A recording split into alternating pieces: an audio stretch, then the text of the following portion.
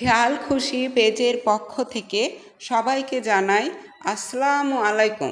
আশা করি সবাই ভালো আছেন। আলহামদুলিল্লাহ, আমিও ভালো আছি। আপনারা নিশ্চয়ই বুঝে গেছেন আজকে আমি মাছের একটা নতুন ডিশ দেখাবো। আমরা তো প্রতিনিয়তই মাছ খাই। আমি যেটা আজকে দেখাবো সেটা হচ্ছে ফিশ ফ্রাই। তো এটা একটু ডিফারেন্ট স্বাদের ফিশ ফ্রাই, মানে ডিফারেন্ট কিছু খেতে কিন্তু ভালোই লাগে। আমরা তো প্রতিনিয়ত মাছ ভাজি খাই, কিন্তু একটু অন্যরকম স্বাদ হলে মনে হয় কি খাওয়ার রুচিটা আরও বেড়ে যায়। তো এই ফিশ ফ্রাইয়ের জন্য আমি প্রথমে 3 পিস মাছ নিয়েছিলাম এবং মাছটা নিয়ে হচ্ছে লেবুর রস আর হচ্ছে একটু লবণ দিয়ে 10 মিনিটের মতো ম্যারিনেট করে রাখছিলাম। তো ম্যারিনেট করার শেষে আমি এই মাছ মধ্যে আবার পুনরায় আপনার হচ্ছে হলুদ গুঁড়া, মরিচের গুঁড়া, জিরার গুঁড়া, ধনিয়ার গুঁড়া, একটু গরম মশলা গুঁড়া আর হচ্ছে একটু বেকিং পাউডার দিছিলাম, আর তার সঙ্গে একটা ডিম দিছিলাম দিয়ে খুব সুন্দর করে আবারও দেখেন মাছটাকে আমি ম্যারিনেট করে নিচ্ছি।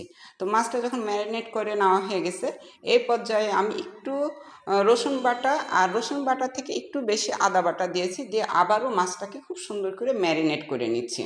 তো ম্যারিনেট করা যেহেতু শেষ, এই পর্যায়ে আমি হচ্ছে ফ্রাই প্যানে মানে পরিমাণ মতো তেল দিচ্ছি এবং তেলের মধ্যে একটু লবণ দিচ্ছি যাতে তেলের ছিটাটা না আসে।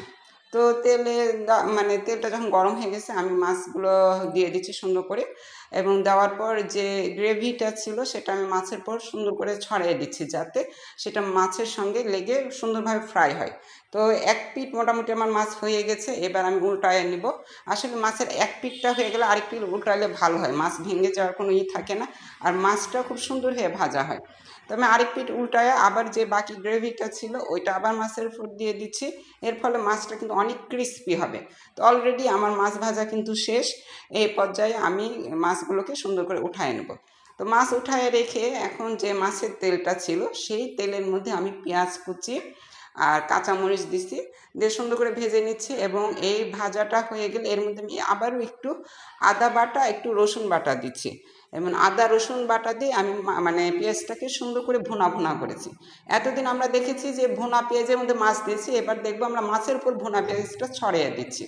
তো অলরেডি আমার সুন্দর করে ছড়িয়ে দেওয়া হয়ে গেছে, দেখতেই পাচ্ছেন কত সুন্দর লাগছে দেখতে।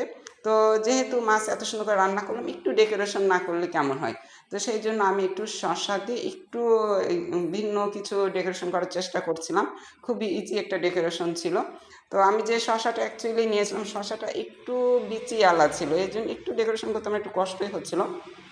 তো যাই হোক, একটু সুন্দর করে স্লাইস করে করে আমি ওই যে অংশগুলো একটু করে ভিতরের দিকে দমিয়ে দিচ্ছিলাম, এবং এর ফলে এটা একটা ফুলের মতো হয়ে যাচ্ছিলো আর কি। তো মোটামুটি একটু কষ্ট হলেও কিন্তু আমি ফাইনালি করে ফেলেছি, এবং এবার ডেকোরেশনের পালা। তো আগে থেকে যেহেতু প্লেটে মাছটা উঠায় রাখছি এবং দেখেন পেঁয়াজগুলো খুব সুন্দর করে ছড়ায় রাখছি, এবার শসাটা দুই সাইডে সুন্দর করে দিয়ে দিলাম। তো হয়ে গেল আমার ফিশ ফ্রাই।